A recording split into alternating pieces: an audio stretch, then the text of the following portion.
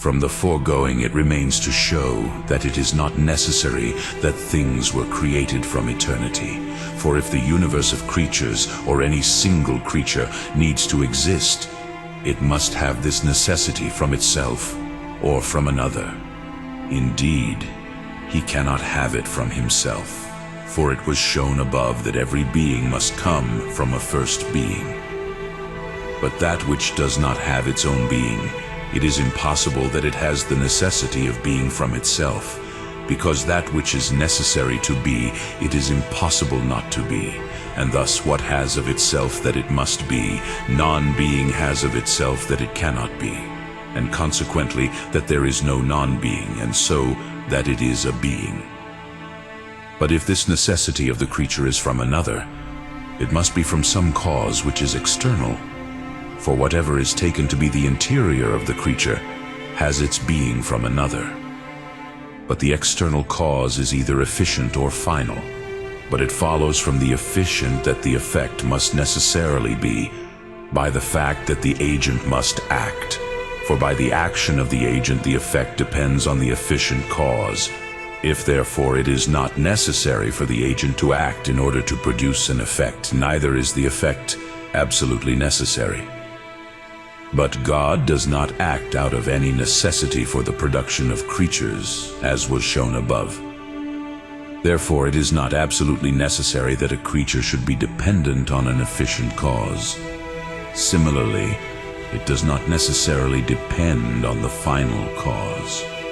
For those things which are for an end do not receive necessity from the end, except insofar as the end cannot exist without them, just as the preservation of life without food, or not to be so good as a journey without a horse. Now the end of the divine will, from which things proceeded into being, cannot be other than its own goodness, as was shown in the first chapter. This indeed does not depend on creatures, nor as far as being well, since it is simply perfect according to itself, all of which has been shown above. Therefore it is not absolutely necessary to be a creature, and therefore it is not necessary to posit that a creature has always existed. Still, that which is from the will is not absolutely necessary, except perhaps when the will is necessary to will this. Now, God brings creatures into being not by the necessity of nature, but by his will, as has been proved. Nor does he will the creatures to be out of necessity, as was shown in the first chapter. Therefore, it is not absolutely necessary to be a creature. Therefore, it is not necessary that they always existed. Further, it has been shown above that God does not act by any action which is external to himself, as if proceeding from him and confined to the creature, as heat proceeds from fire and confined to wood.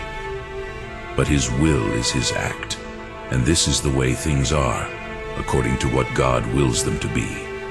But it is not necessary that God wills the creature to have always been, since it is also not necessary for God to will that the creature be at all, as was shown in the first. Therefore it is not necessary that the creature always existed.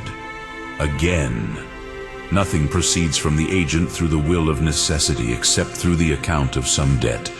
But God produces a creature out of no debt, if the absolutely universal production of the creature is considered, as was shown above.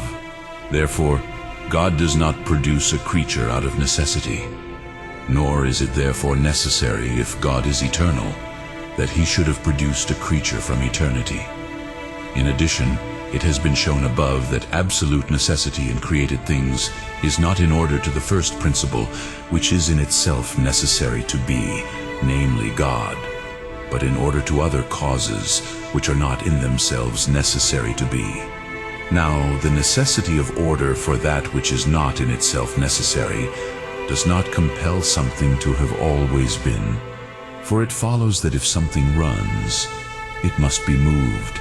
Yet it is not necessary that there should always be motion, because running itself is not necessary in itself. Nothing therefore compels creatures to have always existed.